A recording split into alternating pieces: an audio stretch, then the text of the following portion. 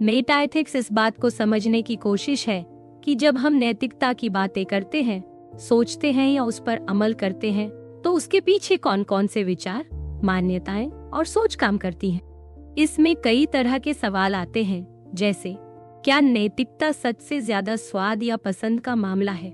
क्या अलग अलग समाजों की नैतिक सोच अलग हो सकती है? क्या सच में नैतिक सच्चाई जैसी कोई चीज होती है? अगर होती है तो वो कहाँ से आती है और कैसी होती है और कैसी होती है, और हमें उससे क्यों अपने व्यवहार को तय करना चाहिए? अगर नैतिक सच्चाई होती है तो हम उसे कैसे पहचानते हैं, ये भी सवाल उठता है। ये सब बातें हमें ये सोचने पर मजबूर करती हैं कि नैतिक बातों का मतलब क्या है, कौन सही है और क्यों सही है। मेटाएथिक्स ये भी देखती है कि हमारे कामों के पीछे जो कारण होते हैं, उनका संबंध हमारे सोचने, समझने और चाहने से कैसे होता है। ये जानने की कोशिश होती है कि आखिर नैतिक नियमों को मानने की असली वजह क्या हो सकती है और क्या इंसान सच में इतने आजाद है कि वो नैतिक जिम्मेदारी निभा सके। मेटाएथिक्स जिन सवालों से जुड़ी होती है वो बहुत ही गहरे और सोचने वाले होते हैं। ये खास तरह की सोच होती है जिसमें हम सीधे किसी नैतिक बहस में नहीं पड़ते, बल्कि ये देखते हैं कि ऐसी बहस करने वाले लोग किन किन बातों को पहले से सही मानते। कई बार ऐसा लगता है कि मेटाएथिक्स एक तरह से एकदम तटस्थ जमीन देती है जहां से किसी भी नैतिक बहस को ठीक से समझा जा सकता है। कुछ लोग तो मानते हैं कि मेटाएथिक्स का कोई सीधा असर नहीं होता और ये कोई नैतिक राय नहीं देती, लेकिन फिर भी ये साफ है कि हमें ये सोचने पर मजबूर करती है कि जो लोग नैतिक बातों में उलझे होते हैं उनके सोचने की नींव क्या है। जब इस तरह से गहराई में जाकर सोचते हैं तो समझ में आता है कि नैतिकता को लेकर कई उलझने। दिमाग से सोचने वाले लोग कहते हैं कि नैतिकता की बातें कई बार सिर्फ दिखावे की हो सकती हैं या फिर बस किसी की भावनाएं और पसंद हो सकती हैं। कुछ लोग कहते हैं कि नैतिक नियमों के पीछे कोई सच्ची वजह नहीं होती और अगर नैतिकता को सही साबित करना है तो बहुत मुश्किल काम है। दूसरी तरफ कुछ लोग मानते हैं कि हम दूसरों को नैतिक बनने को कहते तो है, लेकिन खुद उस पर चलना हमें मुश्किल लगता है। और कुछ लोग ये भी सोचते हैं कि नैतिकता जैसी सोच में जो आजादी मानी जाती है वो असल जिंदगी में शायद इंसानों के पास होती ही नहीं। लेकिन दूसरी ओर कुछ लोग पूरी तरह से मानते हैं कि नैतिकता कोई झूठ नहीं है, बल्कि उसे सही ढंग से समझा जाए तो उसके पीछे मजबूत वजहें हैं। वो मानते हैं कि हमें नैतिक बनना चाहिए और हम ऐसा कर सकते हैं। साथ ही कुछ हालात में लोग सच में वो आजादी रखते हैं जो नैतिक जिम्मेदारी के लिए जरूरी होती है। इन सब बातों की सच्चाई को समझने में वक्त लगता है और कोई भी जवाब जल्दी नहीं मिलता। सबसे पहले हमें ये पहचानना होता है कि असली मुद्दा क्या है और फिर ये देखना होता है कि क्या उन बातों को सही साबित किया जा सकता है या नहीं। ये सिर्फ सोच की बात नहीं है, बल्कि हमारे रोज के जीवन का भी बड़ा हिस्सा है।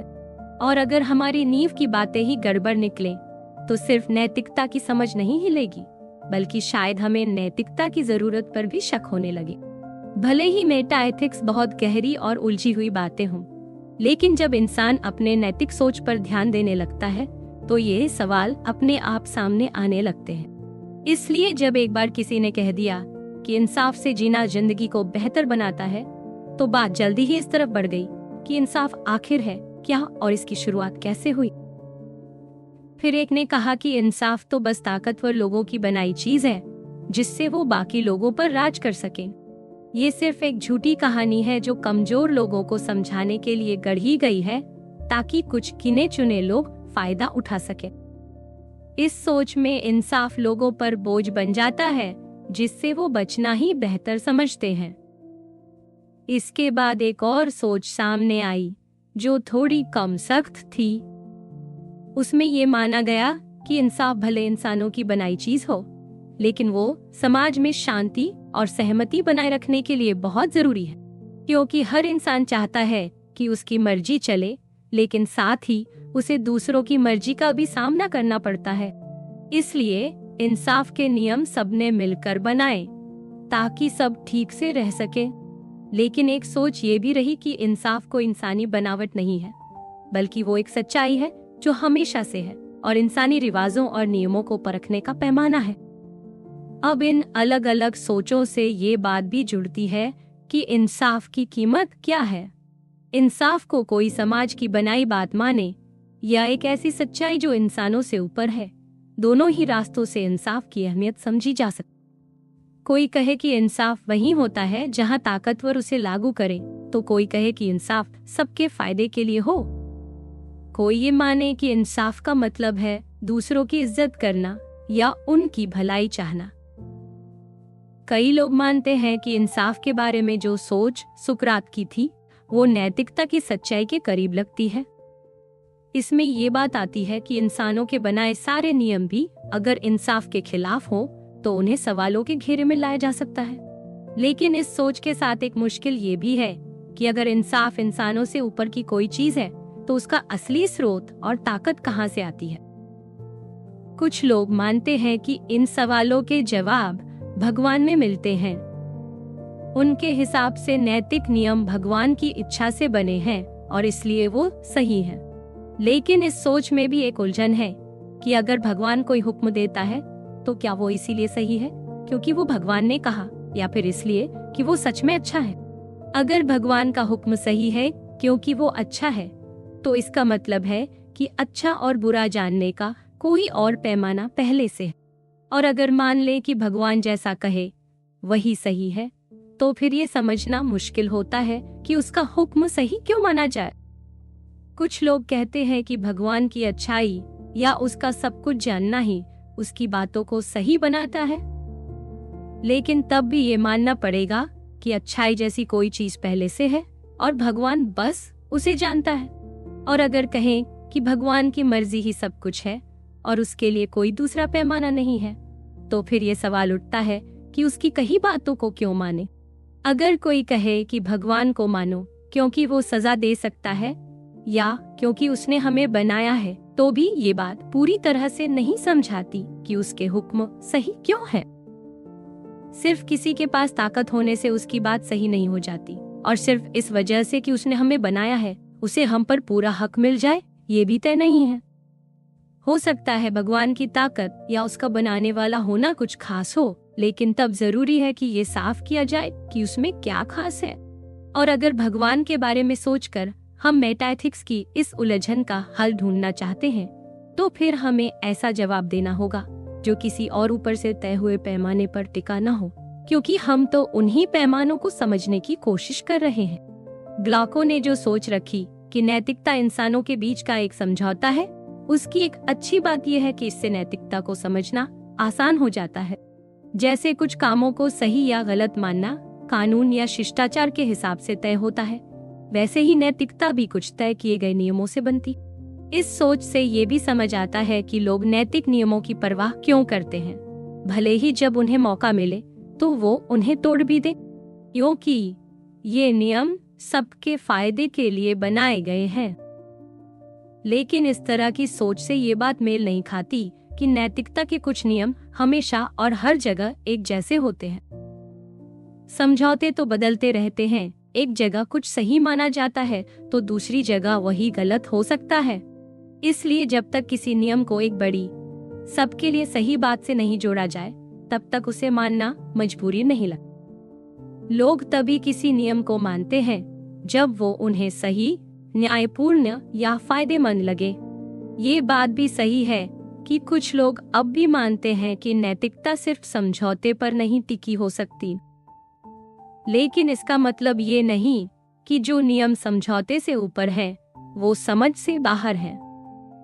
कुछ लोग कहते हैं कि जो नियम खुशी बढ़ाते हैं वो सही हैं, कुछ कहते हैं कि जो हर इंसान के अपने भले के लिए हो वही ठीक है, और कुछ लोग मानते हैं कि जो नियम बिना किसी पक्षपात के सोचे जाएं और लोगों को ठीक लगे वो असली मायने रखते हैं। इन सब सोचों में जो बात सामने आती है वो ये है कि असली अच्छाई समझौते से नहीं बनती, बल्कि वो दुनिया की एक साफ और समझने लायक बात है।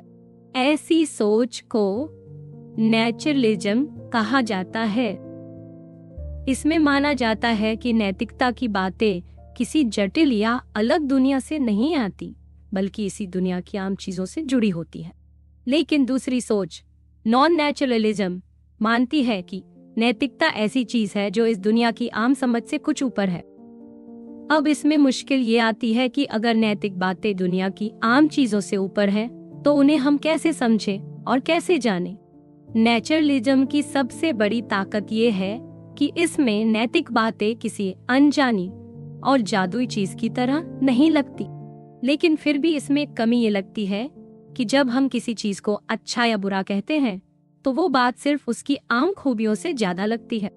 मतलब सिर्फ बाहरी बातें देखकर हम तय नहीं कर पाते कि कोई चीज सच में नैतिक है या नहीं, जब तक उसमें कुछ गहरे नैतिक भाव ना हो। इसी तरह की सोच डेविड ह्यूम ने जताई थी जब उन्होंने कहा था कि जो है उससे ये नहीं निकाला जा सकता कि क्या होना चाहिए। उनके हिसाब से अगर कोई कहे कि कोई बात सच है, तो इससे ये साबित नहीं होता कि वो बात सही भी है। अगर हम कहें कि दर्द होना बुरा है, तो इसके पीछे पहले से ये मानना होगा कि दर्द बुरा है। लेकिन ये मान लेना खुद एक नैतिक सोच है जो सिर्फ सच्चाई से नहीं आती। इसलिए अगर हमें किसी चीज को अच्छा या बुरा साबित करना है, तो उसके लिए पहले से एक नैतिक सोच होना जरूरी है।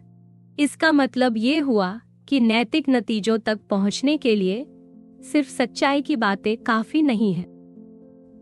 इसके लिए हमें पहले से नैतिक सोच भी चाहिए। मोरे नाम के एक विचारक ने कहा था कि नैतिकता को पूरी तरह से दुनिया की आम चीजों से जोड़कर समझना ठीक नहीं है। उस समय कई लोग मानते थे कि जो चीज अच्छी है वो या तो खुशी देती है, या किसी की चाहत पूरी करती है, या समाज के बनाए नियमों के मुताबिक होती है। लेकिन मोरे ने कहा कि ये सब सोच असल में अच्छी चीजों की असली पहचान को लेकर धोखा देती है। मोरे ने इसे समझाने के लिए एक आसान तरीका बताया। उन्होंने कहा कि मान लो कोई कहे कि जो भी चीज खुशी देती है वही अच्छी होती है। अब सोचो, अगर कोई इंसान किसी चीज को खुशी देने वाली मानता है, तो भी वो ये पूछ सकता है कि क्या की चीज सच में अच्छी है। और अगर वो ऐसा पूछ रहा है, तो इसका मतलब है कि खुशी और अच्छाई एक ही चीज नहीं है, क्योंकि अगर दोनों एक ही होते तो ये सवाल ही बेकार होता। जैसे अगर कोई चीज खुशी देती है, तो ये पूछना बेमतलब होगा कि क्या वो खुशी देने वाली है। लेकिन ऐसा नहीं है। लोग सच में पूछते हैं कि जो खुशी देती है, क्या वो वाकई अच्छी भी है। इससे मोरे ने ये नतीजा निकाला कि खुशी और अच्छाई दो अलग बातें हैं। यानी कोई चीज खुश कर सकती है, लेकिन जरूरी नहीं कि वो नैतिक तौर पर सही भी हो। यही बात बाकी सोचों पर भी लागू होती है। इसलिए मोरे ने कहा कि नैतिकता को पूरी तरह से किसी एक सादी बात से जोड़ना सही नहीं है। मोरे की इस सोच ने लोगों पर गहरा असर डाला। इस सोच की वजह से नॉन नेचुरलिज्म को फिर से नई जान मिली। कई लोगों ने फिर से ये सोचना शुरू किया कि नैतिक बातें इंसानी समझ से ऊपर भी हो सकती हैं। कुछ लोग, जिन्हें इंट्यूशंस कहा गया, उन्होंने कहा कि जैसे हमें गणित की बातें बिना देखे समझ आती हैं, वैसे ही कुछ नैतिक बातें भी हमारे अंदर से आती हैं, जिन्हें हम महसूस कर सकते हैं। इनका मानना था कि नैतिक ज्ञान भी एक भरोसेमंद ज्ञान है, भले ही वो हमारी आंखों से न दिखे। हालांकि मोरे की सोच में एक दिक्कत भी थी। उन्होंने ये मान लिया कि जब हम किसी काम को अच्छा कहते हैं, तो हम कोई खास गुण उसमें जोड़ते हैं। लेकिन कुछ लोगों का कहना था कि शायद हम अच्छाई जैसी कोई चीज जोड़ते ही नहीं, बस अपने भाव बताते हैं। कुछ और लोगों का मानना था कि मोरे ने ये मान लिया कि हम जिस तरह से किसी चीज को सोचते हैं, वही उस चीज का असली रूप होता है। मोरे की सबसे खास बात ये रही कि उन्होंने बताया कि नैतिक सोच एक अलग किस्म की सोच होती है। वो सिर्फ इस दुनिया की आम बातों तक सीमित नहीं है। और अगर कोई चीज हमें अच्छी लगे, तो जरूरी नहीं कि वो इसलिए अच्छी हो क्योंकि उसमें कोई आसान सी दुनिया की खूबी है।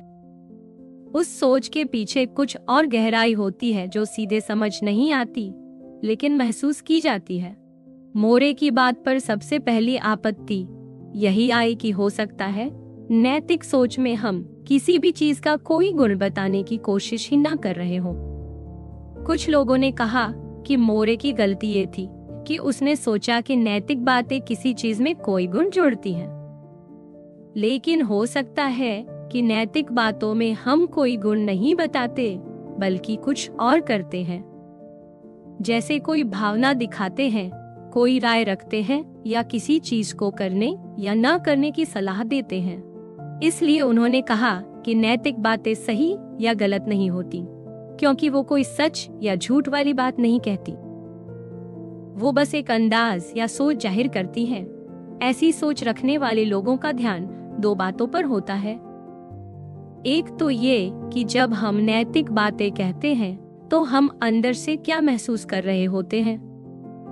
दूसरा ये कि हम उस वक्त क्या कर रहे होते हैं। जब पहले हिस्से पर ध्यान देते हैं तो कहते हैं कि नैतिक शब्दों का मतलब किसी सच्चाई से नहीं जुड़ा होता, बल्कि हमारी भावनाओं और चाहतों से जुड़ा होता है। जैसे हमें कैसा लगता है या हम दुनिया को कैसे देखना चाहते हैं। और जब दूसरे हिस्से पर ध्यान देते हैं तो कहते हैं कि नैतिक बातें सिर्फ सोच जाहिर नहीं करती, बल्कि दूसरों पर असर डालने की कोशिश होती हैं। जैसे जब हम कहते हैं कि कोई काम गलत है तो हम बस ये नहीं कह रहे होते कि हमें पसंद नहीं है, बल्कि दूसरों को कह रहे होते हैं कि ऐसा मत करो। इन दोनों बातों को जोड़कर समझे तो ये सोच बनती है कि नैतिकता कोई ठोस सच्चाई नहीं, बल्कि हमारी सोच और भावना की बात होती है। यही वजह है कि कोई काम अच्छा लग सकता है, पसंद किया जा सकता है, किसी नियम के हिसाब से हो सकता है, लेकिन फिर भी हम चाहें तो उस पर कोई राय न रखें, न कोई भावना रखें और न ही किसी को कुछ करने की सलाह दें। यानी हम उसे लेकर किसी तरह का स्टैंड न भी लें तो भी कोई विरोधाभास नहीं होता। यही वजह है कि जो है और क्या होना चाहिए, इन दोनों के बीच एक बड़ा फर्क होता है।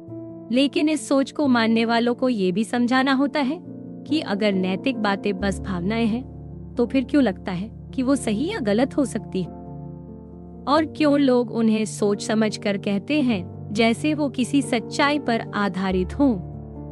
उन्हें ये भी बताना होता है कि अगर नैतिक सोच सिर्फ भावना है तो फिर उस पर भी तर्क और नियम क्यों लागू होते हैं। अब कुछ लोगों ने इस मुश्किल का हल निकालने की कोशिश की। उन्होंने कहा कि हम नैतिक बातों को भले ही भावना से कहें, लेकिन फिर भी उन्हें सोच समझकर कह सकते हैं। ये सोच क्वाजी रियलिज्म कहलाती है।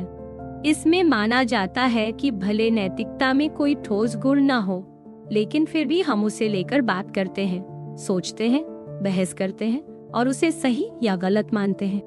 जैसे जब कोई कहता है कि झूठ बोलना गलत है, तो वो दरअसल अपनी सोच और भावना बता रहा होता है। और जब वो कहता है कि मुझे लगता है कि झूठ बोलना गलत है या सच में झूठ बोलना गलत है, तो ये बस उसी बात को अलग अलग तरीके से कहने जैसा होता है। इस सोच का दूसरा पहलू ये कहता है कि जब हम नैतिक बातों को सही या गलत मानते हैं तो वो भी हमारे अपने नजरिए और सोच से जुड़ा फैसला होता है। यानी नैतिकता को लेकर जो हम बात करते हैं वो किसी बाहरी सच्चाई से नहीं, बल्कि हमारी अपनी सोच से तय होती है। इस सोच में कहा गया कि नैतिक भाषा और सोच असली हो सकती है, भले ही वो किसी ठोस सच्चाई पर न टिकी हो। बस वो हमारी सोच, भावना और नियत से निकली होती है। मोरे की सोच को चुनौती देने वाले कुछ लोगों ने एक अलग रास्ता दिखाया, जिसे क्वाजी रियलिज्म कहा जाता है। इसमें ये कहा गया कि जब हम नैतिक बातें करते हैं तो हम कोई ठोस नैतिक गुण नहीं बता रहे होते, बल्कि सिर्फ अपनी भावना या सोच जाहिर कर रहे होते हैं। लेकिन इस सोच के अलावा भी कुछ और रास्ते हैं। कई लोग मानते हैं कि मोरे ने भले ये दिखाया कि अच्छा लगना और अच्छा होना दो अलग बातें हैं, लेकिन इससे साबित नहीं होता कि अच्छा होना और खुशी देना सच में अलग ही हो।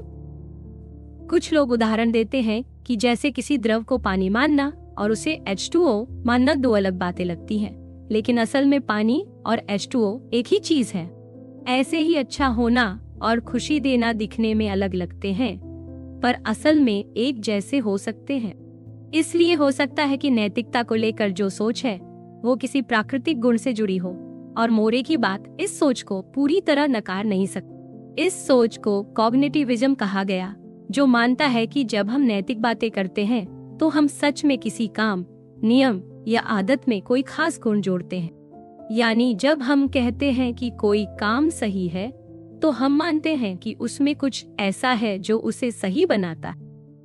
और यही वजह है कि नैतिक बातें भी तर्क और सोच के नियमों पर चलती हैं।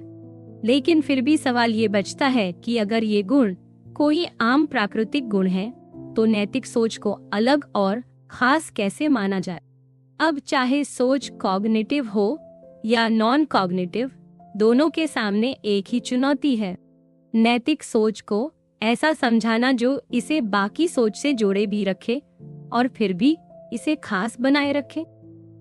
कॉग्निटिव सोच में ये जोड़ना आसान होता है, लेकिन फिर उसे ये समझाना मुश्किल होता है कि नैतिक सोच बाकी सोच से अलग क्यों लगती है। वहीं नॉन कॉग्निटिव सोच में नैतिकता की अलग पहचान तो मिल जाती है, लेकिन वो इसे बाकी सोच से जोड़ने में मुश्किल झेलती। मोरे की सोच की खासियत यही रही कि उसने नैतिक सोच को अलग भी माना और साथ ही उसे बाकी सोच से जोड़े रखा। उसने ये दिखाया कि हम चीजों में गुण देखते हैं, चाहे वो नैतिक हो या कोई और। लेकिन फिर भी मोरे इस बात को साफ नहीं कर पाए कि आखिर नैतिक गुणों की ताकत कहाँ से आती है, उन्हें हम क्यों मानते हैं और कैसे मानते हैं। कुछ लोगों ने कहा कि मोरे जो सोच दिखा रहे हैं वो अगर सच भी हो तो वो इतनी उलझी हुई है कि समझ नहीं आती। अगर नैतिक गुण सच में किसी अनजानी दुनिया से आते हैं तो हम उन्हें पहचान कैसे सकते हैं, और अगर हम उन्हें पहचान ही नहीं सकते तो फिर उन पर भरोसा क्यों करें। कुछ लोगों ने तो ये भी कहा कि अगर मोरे की बात सही है तो नैतिक सोच पूरी की पूरी एक भ्रम है, यानी हम जिस नैतिकता पर भरोसा करते हैं वो असल में किसी ऐसी चीज पर टिकी है जो है ही नहीं। ऐसे सोचने वालों को एरर थ्योरिस्ट कहा गया। उनके हिसाब से नैतिक सोच का ढांचा तो समझदारी वाला लगता है, लेकिन उसके पीछे की बातें इतनी गड़बड़ हैं कि उस पर यकीन करना मुश्किल है।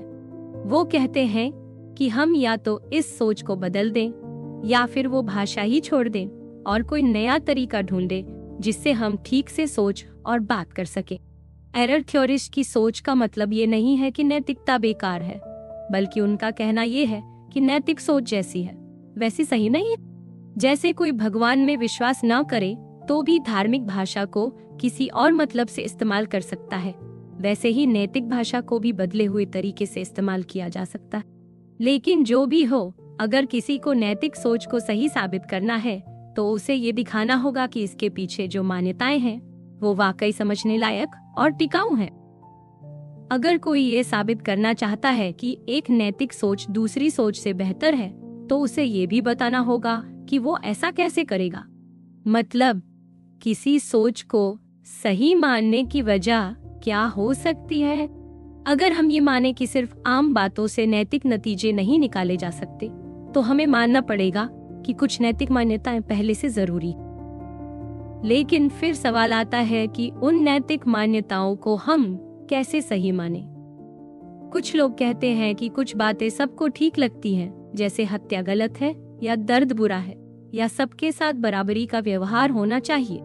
लेकिन इनमें भी मुश्किल ये है कि कौन सी हत्या सही मायने में हत्या है, दर्द को कैसे तौलें और बराबरी का मतलब क्या हो, इन सब में मतभेद होते हैं।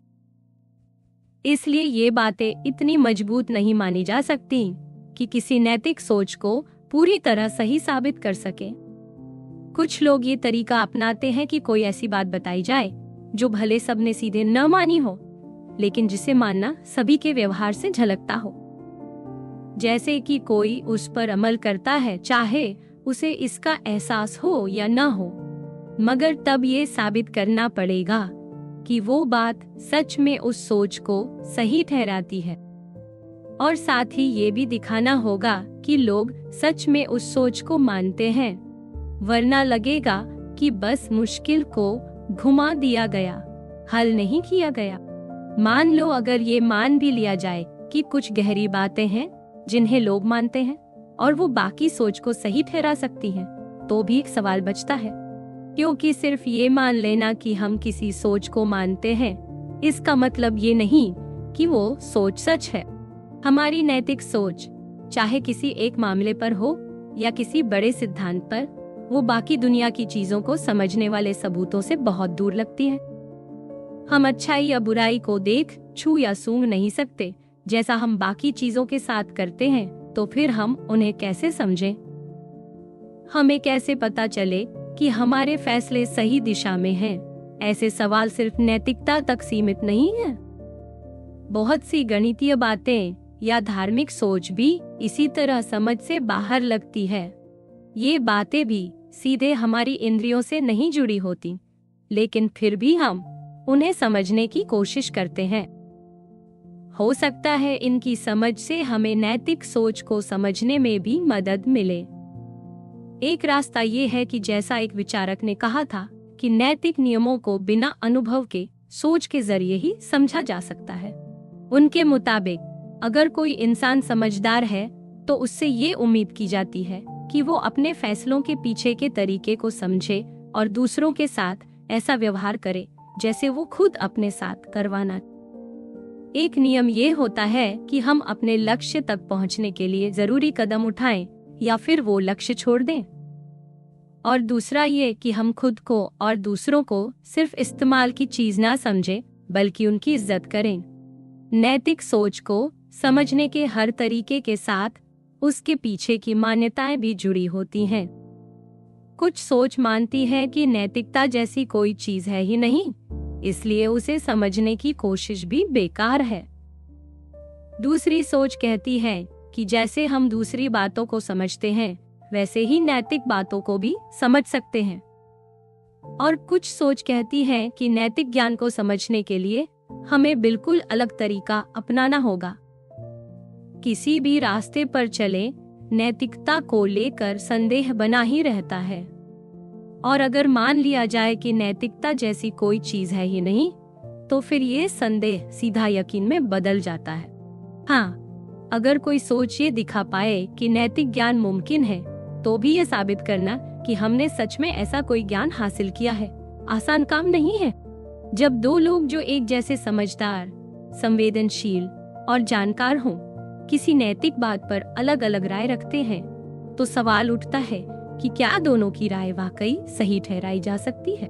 अगर दोनों एक ही बात को समझकर भी अलग नतीजे निकालते हैं, तो क्या कोई कह सकता है कि उसकी सोच पूरी तरह सही है? और अगर हाँ, तो किस आधार पर और किस सबूत के साथ? कुछ लोग कहते हैं कि हो सकता है कि ये दोनों लोग जो दिखते हैं असल में बराबर न हो सकता है किसी के पास जरूरी जानकारी न हो, या किसी का नजरिया बिगड़ा हुआ हो, या फिर वो नैतिक मामलों में अपने सबूतों की ठीक से परख ना कर पाए। लेकिन फिर भी जब आप ये कहते हैं कि कोई सबूत सही है या किसी सोच को ज्यादा अहमियत मिलनी चाहिए, तो आपको ये भी तय करना पड़ता है कि असल में कौन से सबूत जरूरी माने जाएं। कुछ सोचें मानती है कि नैतिक फैसले तभी सही माने जा सकते हैं जब वो हमारे अंदर से उठी किसी गहरी नैतिक भावना पर टिके हों। कुछ मानती है कि हमारी नैतिक सोच आपस में जुड़ी होनी चाहिए और एक सोच दूसरी को सहारा देनी चाहिए। और कुछ कहती है कि नैतिकता की समझ हमारे सोचने की क्षमता से ही निकलती है। लेकिन ये सब सोचें बहुत अलग अलग होती हैं और हर एक में कुछ न कुछ मुश्किलें जुड़ी रहती हैं। किसी भी नैतिक सोच को समझना उतना ही कठिन हो सकता है जितना किसी दूसरी जटिल सोच को समझना, जैसे अलग अलग लोगों की राय, गहरे तर्क और सही जानकारी तक पहुंच की चुनौती। और जब इसमें नैतिकता की खास पहचान भी जुड़ती है, तो परेशानी और बढ़ जाती है। हालांकि नैतिकता हमेशा ये सिखाती है कि हमें क्या करना है, जैसे किसी की मदद कैसे करें, मुश्किल हालात में कैसे पेश आएं या खुद को कैसे संभालें। ये बातें सिर्फ ये जानने की नहीं होती कि कोई बात सही है या नहीं, बल्कि ये जानने की होती है कि क्या करना है और कैसे करना है।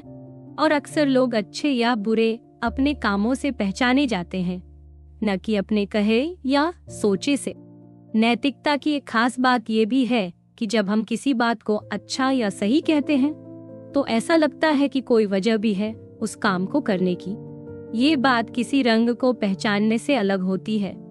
जैसे अगर कोई चीज लाल है तो उससे जरूरी नहीं कि किसी को कुछ करना ही। लेकिन अगर कोई बात नैतिक रूप से सही है तो लगता है कि हर किसी के पास उसे करने की कुछ न कुछ वजह जरूर होनी चाहिए। कई लोग मानते हैं कि अगर कोई ईमानदारी से कहता है कि कोई काम अच्छा है तो उसके मन में उसे करने की इच्छा भी होती है। ये जरूरी नहीं कि वो हमेशा उस पर अमल करे, लेकिन कुछ अंदर से उसे ऐसा करने की प्रेरणा जरूर मिलती है।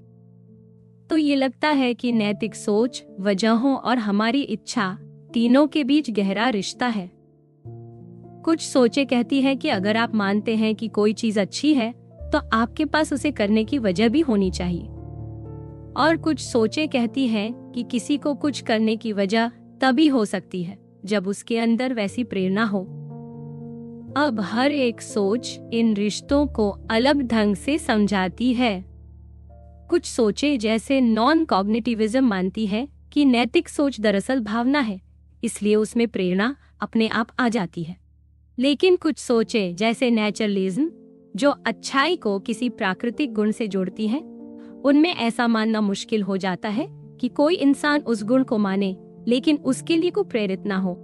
यही वजह है कि नैतिकता के बारे में सोचते हुए हमें इन सब बातों का ध्यान रखना पड़ता है। हमारी सोच, हमारी भावना, हमारे फैसले और उन्हें लेकर हमारी जिम्मेदारी, ये सब मिलकर ही नैतिकता की असली पहचान बनाते हैं। नैतिकता, कारण और इंसानी इच्छाओं के आपसी रिश्ते को समझना बहुत जरूरी है।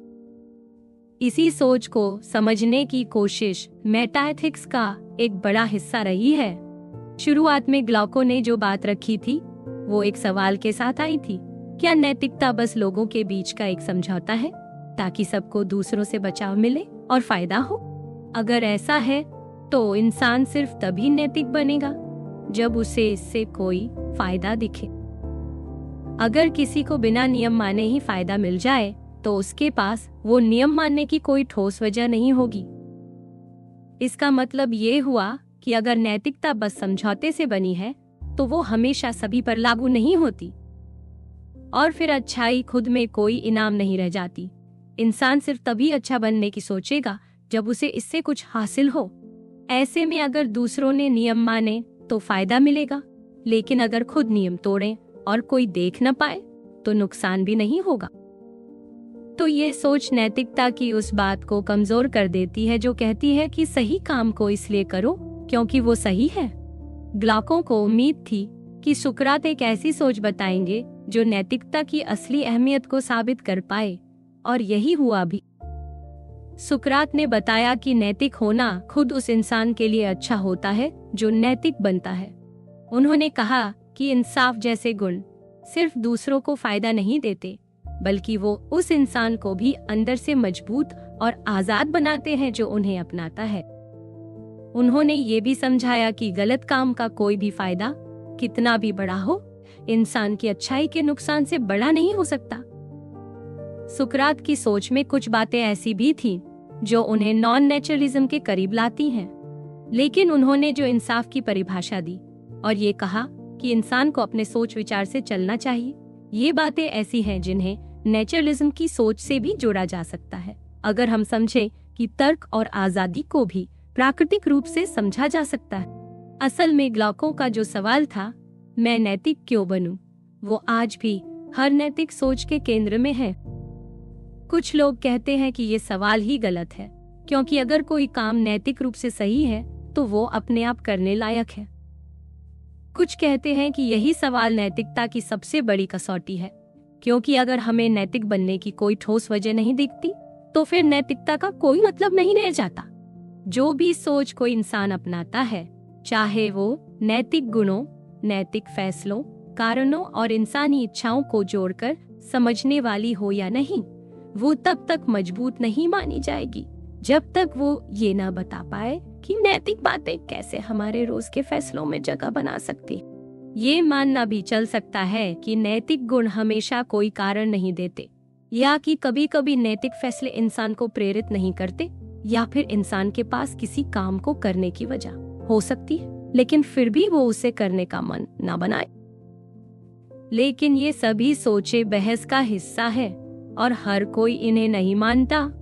फिर भी जब तक नैतिक सोच ये नहीं समझा पाए कि इंसान अपने फैसलों में नैतिक बातों को कैसे जगह देता है, तब तक कोई भी सोच नैतिकता को पूरी तरह साबित नहीं कर सकती।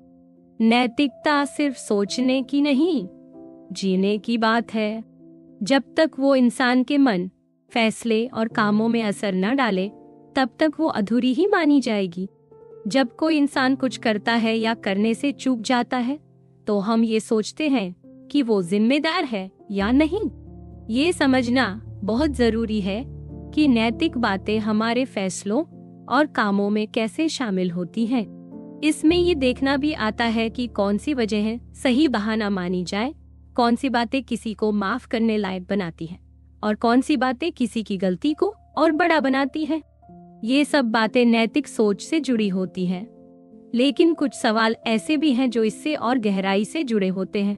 जैसे, क्या किसी की जिम्मेदारी मानने के लिए ये जरूरी है कि उसके पास अपनी मर्जी से सोचने और चुनने की आजादी हो?